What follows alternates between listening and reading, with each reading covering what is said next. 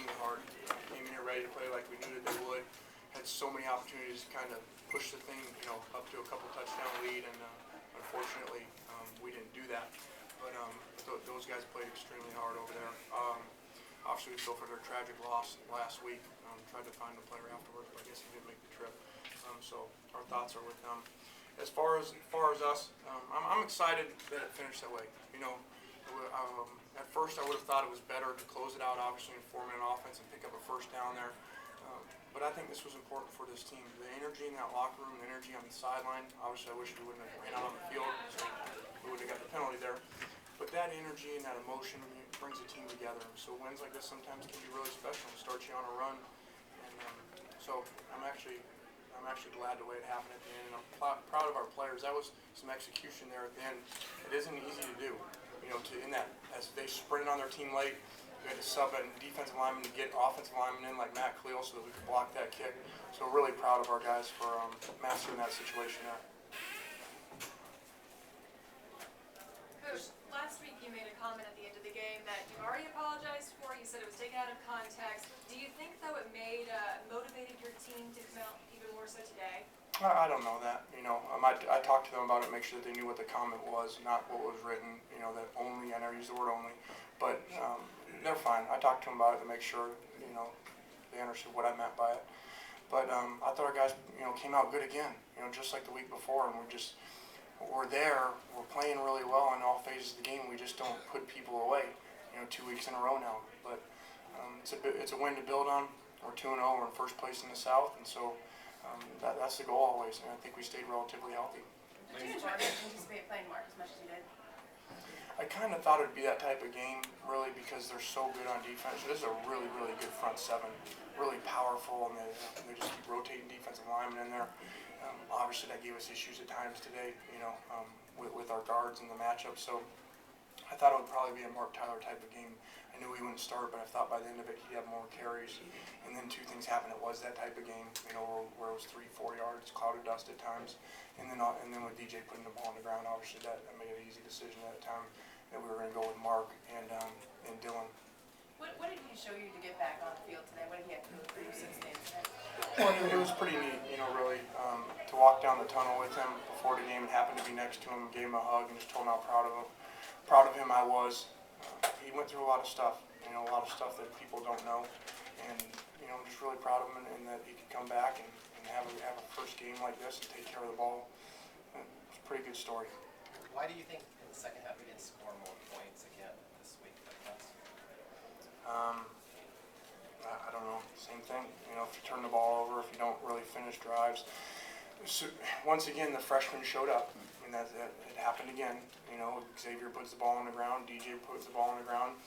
Marquise has the great catch on the slant that's going to kind of, open the game up at that point. I think a 25-yard, 30-yard catch, and he covered up the tight end. So freshman mistakes showed up there, and unfortunately, you can't have those if you want to put somebody away. Did you, on that, your last possession, look like you were considering going for it? Was that 4th and 1, or did you have any? Did you know you were going to for sure punt? No, we were going to punt there. You're talking about second to last when we were in their territory, or the last one of the game? The second to last. Where we sneaked it. Right. Yeah, I've never seen that penalty on a sneak.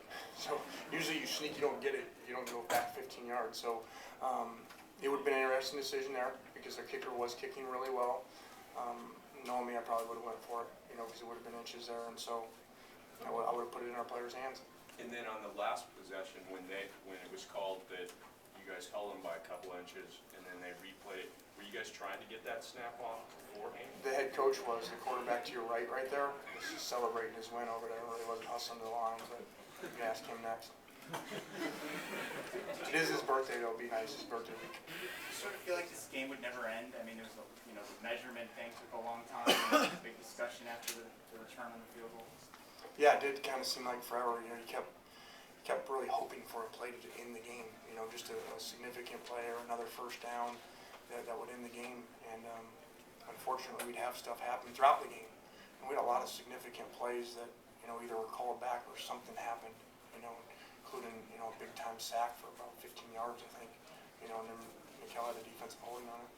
How would you compare the offensive line from last week to this week? It's kind of tough without watching the film. I think for the most part we did some good things. We had some matchup issues. There's a great defensive line. I think Starr and I think number 90 are NFL guys. And so, but Matt didn't get hit very much. We did screw up, a protection on one, let the corner come where he got hit on it. And one of them came audible out of in time as the play clock was running down the sack on the field pressure. So I think for the most part they did all right. What exactly happened to Martin Coleman? Martin came out and then he came back in. I don't even know what it was. And they thought he was going to be fine and he came back out again. I think that was a different injury. What about the defense 2 weeks in a row, holding in the fourth quarter when they really had to? Yeah, I mean that's why the way it ended up I think was very valuable for this team. There's so many questions around this team's ability to finish in those situations. Here they go again, and not only do they stop them, then you think the game's over and we can't make a first down, so they have to go out again. And so that mentality of it doesn't matter how many times you have to go out there, you just keep stopping them was really good to see. And then felt like they stopped them again, and then a remeasurement. So it's good. It's one to build on. Your defense line was kind of pretty much the star of the game. Can you talk about their progress and assess their performance? Yeah, I thought the defensive line played really well today. I think at halftime they had 17 yards rushing. So we were playing really well, even though we didn't have any sacks at half. We were getting there and we were very close to him. Their quarterback, give him credit now, he played a lot better this week than he did a week ago. And I think you can see he's hurt. He's playing through an injury. You see by the way he's throwing the ball, he's changed how he's throwing it. He doesn't look like the guy a year ago. But he's tough and he got rid of the ball. There could have been a lot of sacks in that game, with an inexperienced quarterback. Mark I have said two was more out on the questions field for that- Coach. that a lot of coaches would have turned their back on him. Why didn't you? I just love those stories. Those are the hidden stories in college football. There's so much negativity written about all the schools and scandals and whatever, all those things that you read all off season. And there's stories like this, stories like Mark coming back, battling some issues, that obviously we don't get into for his own reasons, but it's just a cool story when kids make it like that. Just like Curtis McNeil, Curtis was 2 seconds from the street, and now he's on pace to graduate, so it's pretty cool. How do You you were view? angry when it first happened. You were pretty angry, right? Sure I was. Yeah, I was angry with him because he had some chances and he had some, he'd been told a number of times. But the most important thing with Mark was to see him never make an excuse. He knew he was wrong. He felt terrible. At one point he said, he didn't even know if he wanted to play necessarily and come back because he felt so bad for the Trojan family and what he did that night. So it's a great story. Thank you.